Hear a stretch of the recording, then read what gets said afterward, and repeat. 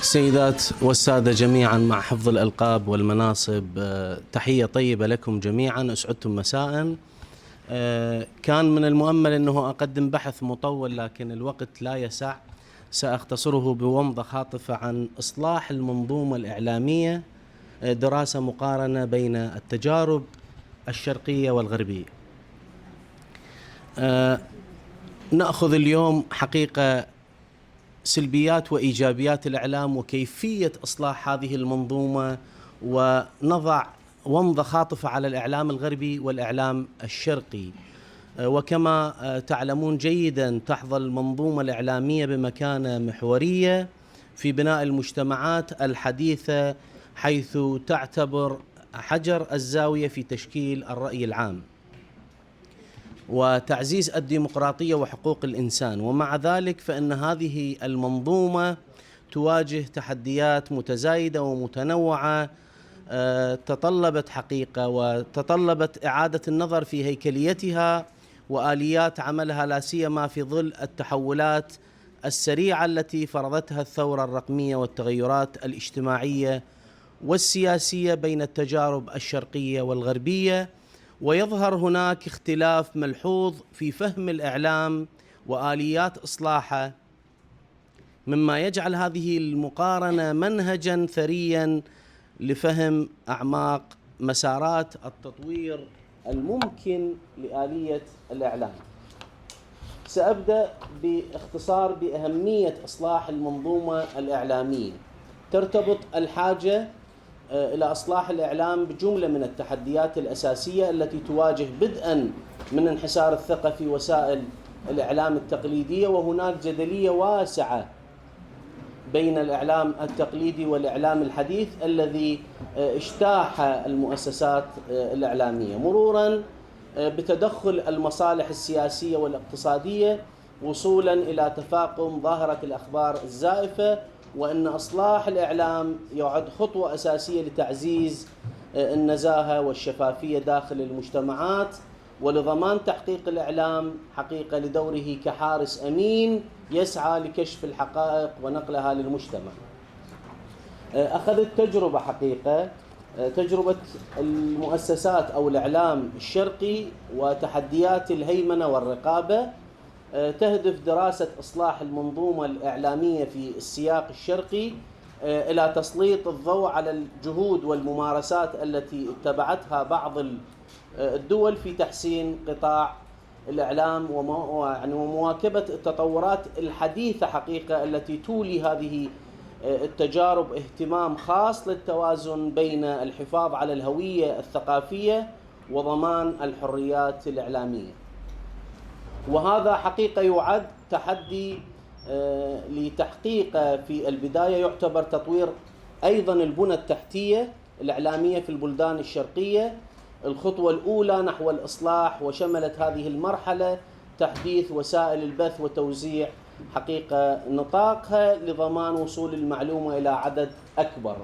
أنا أتحدث بهذا المضمار لأنني عملت في الإعلام الشرقي كمدير لتلفزيون العراقية قبل سنوات، وأيضا الآن أعمل في الإعلام الغربي في النرويج، وأخذت هذه التجربة حتى تكون لديكم رؤية واضحة عن الإعلام الغربي والإعلام الشرقي.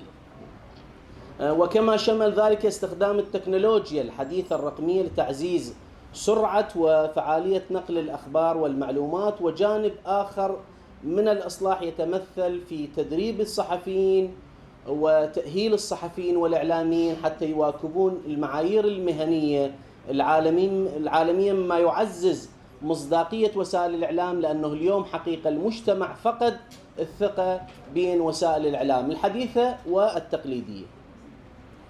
حتى نزيد ثقة الجماهير بها، وتم التركيز هنا على تحسين مهارات البحث والتحقيق وتأكيد صحة هذه المعلومات، إلى جانب الالتزام بالموضوعية والحياد في تناول الأخبار. كما أدت التحولات السياسية والاجتماعية في بعض البلدان الشرقية إلى ضرورة تبني سياسات إعلامية جديدة تضمن حرية الصحافة مع الحفاظ على النظام العام والأمن القومي.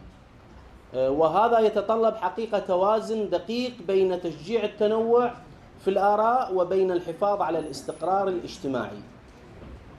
وأحد المحاور الأساسية المهمة أيضا هو تعزيز الإعلام المحلي الذي يعكس حقيقة قصص وتجارب في المناطق الداخلية، مما يساهم في إحداث تغيير حقيقي وملموس في المجتمعات ذاتها، ويعزز اهتمام الإعلام المركزي بالمناطق المهمشة.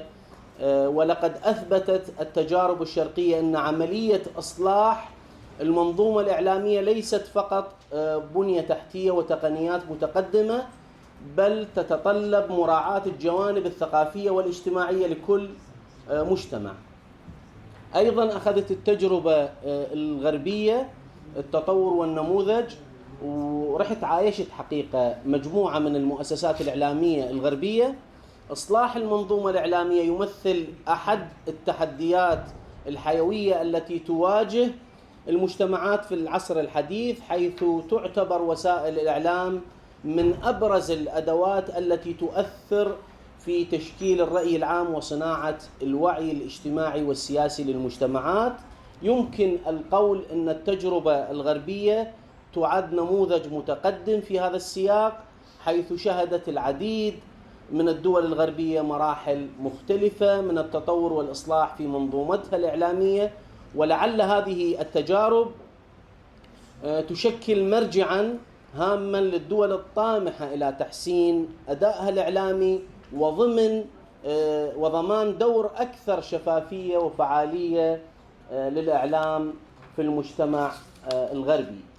لعبت حقيقة تحولات الديمقراطية والاقتصادية دورا أساسيا في دفع عجلة إصلاح المنظومة الإعلامية، فقد تبنت تلك الدول حرية التعبير والصحافة كركائز أساسية للديمقراطية، مما ساهم في خلق بيئة إعلامية تسهم بالانفتاح والتعددية. وسأخذ حقيقة هيئة الإذاعة البريطانية BBC كنموذج للمؤسسة الإعلامية التي تعمل وفق مبادئ الاستقلالية والخدمة العامة. وتأسيس الهيئة جاء ردا على المخاوف من هيمنة القطاع الخاص وإمكان تسييس وسائل الإعلام، ومع ذلك شابت هذه المنظومة بعض الانتقادات والتشخيص الدقيق رغم أنها تمول من المال العام. إذن المجتمع كله مساهم في هذه المؤسسة. أما في الولايات المتحدة فإن التجربة الإعلامية أخذت مسارا مختلفا إلى حد ما، تمثل النموذج الأمريكي في الاعتماد على القطاع الخاص بشكل كبير، أي يكون إعلام شبه تجاري خاضع لقوانين السوق والمنافسة التجارية. وهذا النموذج أيضا أتاح تنوعا كبيرا في المحتوى الإعلامي وأسهم في نقل أصوات متعددة للجماهير، ولكنه في الوقت نفسه أثار قضايا متعلقة بتضارب المصالح التجارية وعلاقتها بالمصداقية الإعلامية.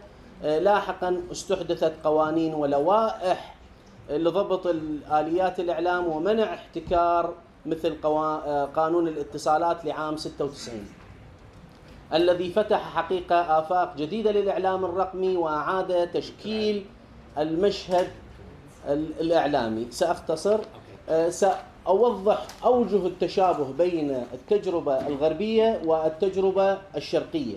يرتكز الإصلاح الإعلامي في كلا النموذجين الشرقي والغربي على التفاعل بين عدة أطراف تشمل الحكومة والمؤسسات الإعلامية والمجتمع المدني. آفاق المستقبل نحو منظومة إعلامية متجددة تلبي متطلبات العصر.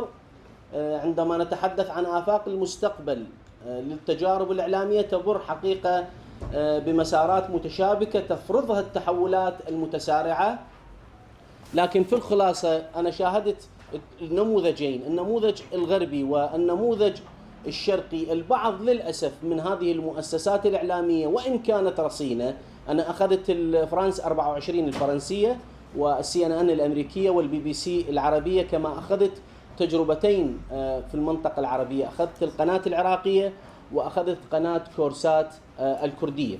عندما مزجت بكل هذه التجارب وجدت هناك للأسف بعض الإعلاميين الذين ينتسبون إلى هذه المؤسسات الرصينة يسيرون خلف الترند وخلف المتابعات الآن، الذي حقيقة قلل من الأمانة الإعلامية والصحفية التي هي صوت لمن لا صوت له. الإعلام اليوم حقيقة له دور كبير في كل المعطيات السياسية الاقتصادية، كل المعطيات اللي تخص المجتمع. في الختام لا أريد أن أطيل لأنه البحث حقيقة طويل، وجدت أنه اليوم حقيقة الإعلام الحديث بما فيه السوشيال ميديا بكل أنواعه أخذ الإعلام التقليدي خلفه، وللأسف اليوم حقيقة نشاهد ضرب للمهنة وضرب للميثاق المهني اللي احنا دائما وقعنا على ميثاق مهني ضمن المؤسسة الصحفية والإعلامية أنه لا نحيد وأن نكون صوت لمن لا صوت له. شكرا وعذرا للإطالة، لكن